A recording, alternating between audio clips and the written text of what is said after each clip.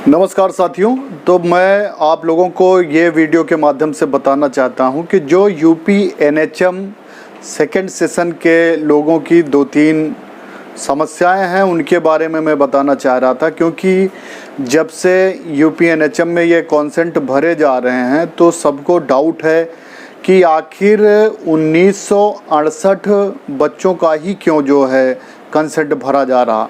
ये बहुत बड़ी समस्या सामने आई और सबको यही डाउट था। तो उसमें देखिए, अभी मैं आप लोगों को बताना चाहता हूं कि देखिए, पूरे प्रदेश में अभी भी सभी ज़्यादातर जगह कोरोना इतना एक्टिव नहीं है। तो इसको देखते हुए जिन लोगों ने फॉर्म डाले थे, जिनका प्रोग्राम स्टडी सेंटर ऐसी जगह है जो कोरोना प्रभावित क्षेत्र हैं, तो वहाँ के लोगों के लिए उन लोगों को ये ऑप्शन दिया गया कि आप लोग एज आ स्टाफ नर्स अपनी सर्विस दे सकते हैं और 18,000 रुपये सैलरी पा सकते हैं। जैसा कि कल आपने देखा होगा उसमें यूपी सेम्स के, तो उसमें एक चीज़ लिख के आ रही थी कि जिन लोगों ने सीएमओ ऑफिस में और प्रोग्राम स्टडी सेंटर में अपनी योगदान आख्या ज्वाइनिंग या वो दे रखी है, तो वो तो एक सेकेंडरी मैटर है। दरअसल सही बात ये है कि जो कोरोना प्रभावित क्षेत्र में जिन लोगों का ट्रेनिंग सेंटर पड़ा था, प्रोग्राम स्टडी सेंटर जिन लोगों का पड़ा था, उन्हीं को ये अपॉर्चुनिटी मिली है कि वे एज आ स्टाफ नर्स जॉब कर सकते हैं और 18,000 रुपये सैलरी ले सकते हैं। तो ये डाउट क्लियर हो गया। दूसरी चीज़, सभी रहने खाने के बारे में पूछ रहे थे, तो वो मैं आपको बता दूं, ज़्यादातर जो कम्युनिटी हेल्थ ऑफिसर जिनकी ट्रेनिंग अभी इससे पहले वाले बैच में हो चुकी है, किसी को भी रहने खाने की व्यवस्था नहीं दी गई है।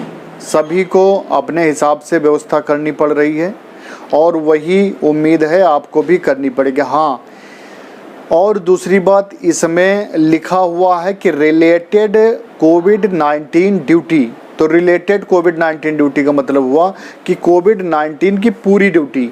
तो आपको पता है कि कोविड-19 में हर तरह का वर्क होता है, कोई बिल्कुल छोटा है, कोई मीडियम में है, कोई हाई रिस्क में है। High risk, low risk, medium risk.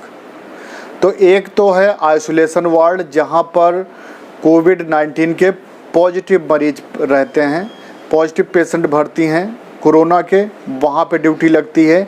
वहाँ जितने दिन आपकी ड्यूटी रहेगी, आपको वहाँ रहने खाने की व्यवस्था दी जाएगी, वो डिपार्टमेंट की तरफ से रहेगा।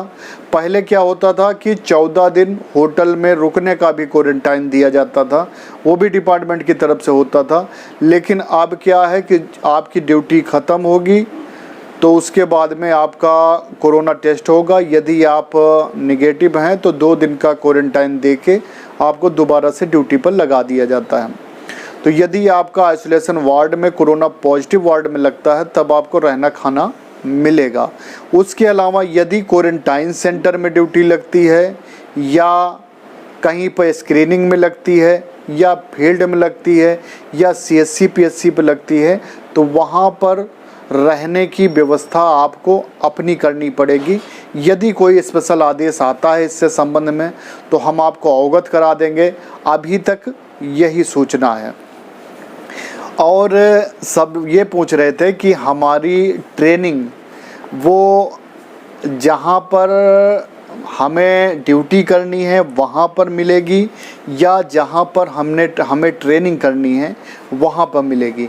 तो आपको यही बताना है कि आपकी duty as a staff nurse वहाँ पे होगी, प्रोग्राम स्टडी सेंटर जहाँ मिला है आपको, जहाँ आपको ट्रेनिंग सेंटर मिला है, वहीं पर आपको as a staff nurse duty करनी है।